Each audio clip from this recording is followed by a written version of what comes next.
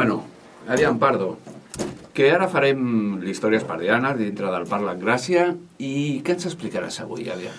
Què? Home, mira, aquí passa una cosa. Aquí el que interessa és explicar coses no en plan de docència, no en plan d'ensenyar a ningú.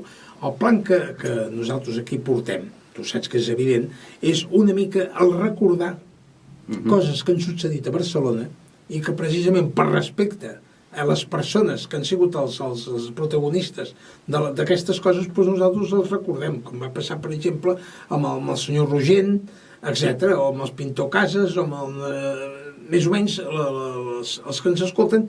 Jo crec que sí que saben més o menys, però clar, ens oblidem. Jo crec que hem de fer una mica d'homenatge perquè la gent no s'oblida d'aquestes persones. Gràcies a aquestes persones ens ha arribat a la Barcelona que tenim ara, cas de Gaudí, per exemple. I crec que s'ha de recordar, crec que hem de tenir... Per tant, en certa manera és com despertar la memòria dels oients, no? Sí, a més un homenatge a aquesta gent perquè gràcies a ells tenim el que tenim ara.